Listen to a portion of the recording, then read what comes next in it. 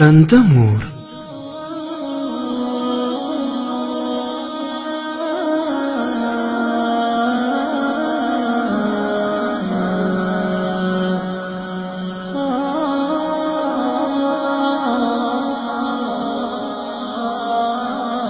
یو هلک مور په یوه سترګه ړنده وه.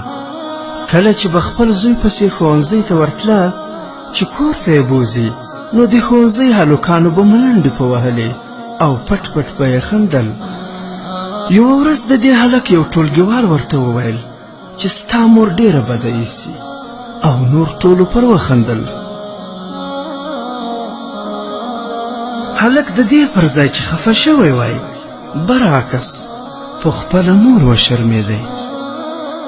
یوه ورځ یې خپل مور ته وویل چې نور په ما پسې مکتب ته مه راځه، زه در باندې شرمېږم. خو هلک پر مور ډېر ګران و، طاقت یې نه کېدی.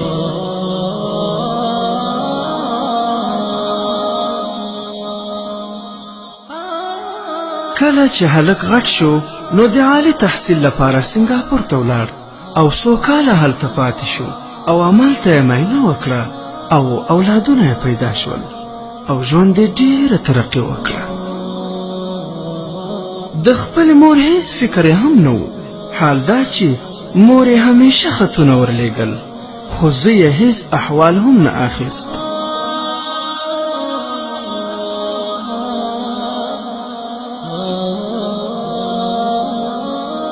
مور یې بالاخره مجبوره شوه او ناببره سنګاپور ته ورغله، او هلته یې خپل زوی او لمسیان ولیدل.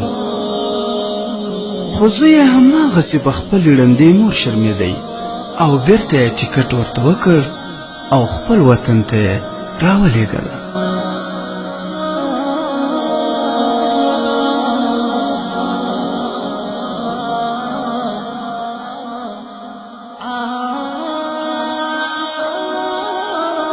دی پس له څو کاله د یو رسمي کار لپاره خپل هیواد ته واستول شو. هلته یې د ځان سره وویل چې یو ځل به د مور لیدو ته هم ورشم، ځکه هماغه ښار ته راغلی و چېرته یې چې مور اوسېده. کله چې خپل کلي ته ورغلی، نو خلکو ورته وویل چې مور دې مړه شوې ده.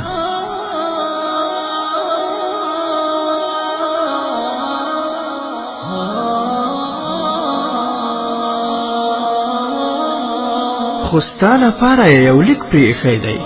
هغوی دا خط ده ته ورکړ.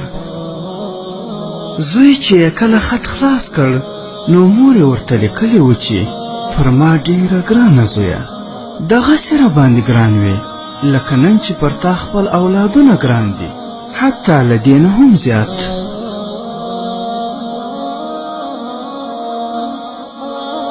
خو دا چې زما یوه سترګه ړنده وه، ډېر عفو غواړم، او دا چې د مکتب هلکانو او ستا دوستانو په ما ملنډې وهلې هم عفو غواړم.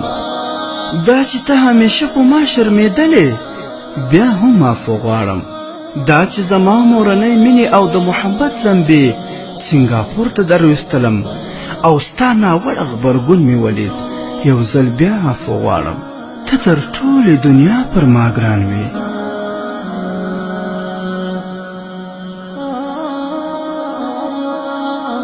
کله چې ته وضو کېدې، نو څه موده وروسته د شوخۍ او شرارت له امله ستا یوه سترګه خرابه او پسې ړنده شوه.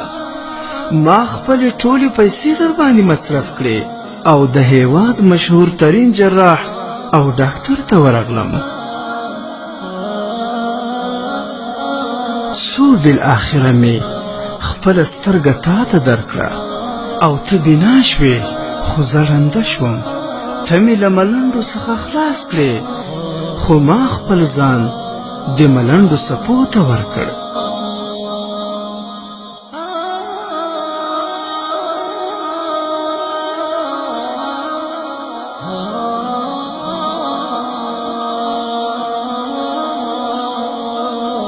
ته مې ښایسته او ځان مې معیوب کړ. دا زما لخوا ستا سره زما د مینې او الفت نتیجه وه، تر څو آینده نړۍ په دواړو سترګو ښه ته راولیدلی شي. نو دا چې کلونه کلونه ته په ما شرمېدلې دغه آخري بخښنه هم در څخه غواړم او ته مې زوی یې در باندې نازېږم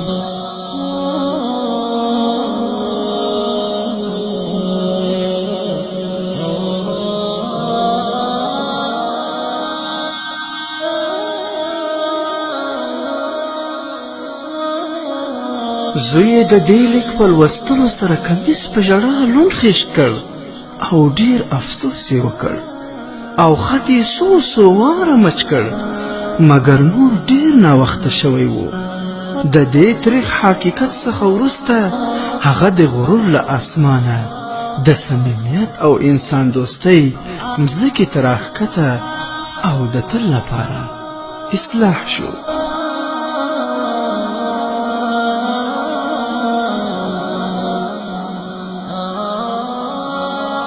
عبرت ای ناخبره ځوانه مور هیڅکله هم خپل په اولاد نه شرمېږي اولاد که څه هم معیوبه وي ړوند کوڼ او یا شل وي تل یې په زړه پورې نیولی وي ټول اولادونه مور ته د یوه وجود مثال لري د ماشومتوب نه نیولی بیا تر ځوانۍ پورې د همدغه زوی خدمتګاره او په هر درد یې شریکه وي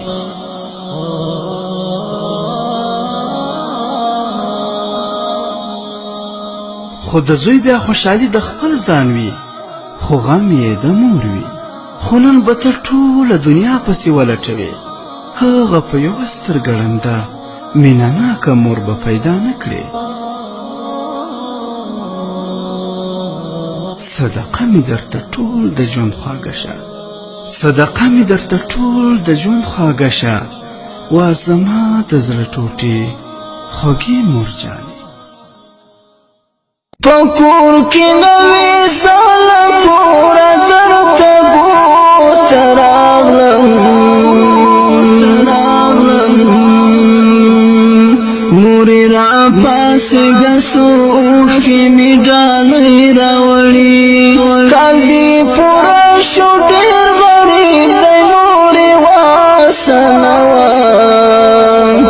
ستانا زولی زوی وړي وړي سلګي راوړي ستا خړ پر قبر ته ولاړ یم غږ مې اورې کنه مور جانې تا ته مې د ژوند ترخه قصه کوله مورې تازه په دې سپېره نړۍ کې چاته پرېښوم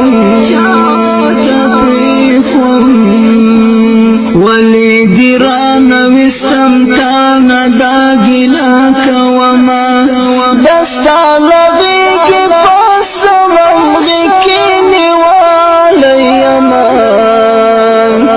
بس اوس یوازې یم د غم پټۍ په سر ګرځوم مورې شرمېږم چاته سوال نه کوم ویر نه کوم د سپور نس اواچ شونډې در په در ګرځوم دستا یادونه دې ژړا د پخوا خوږی نشته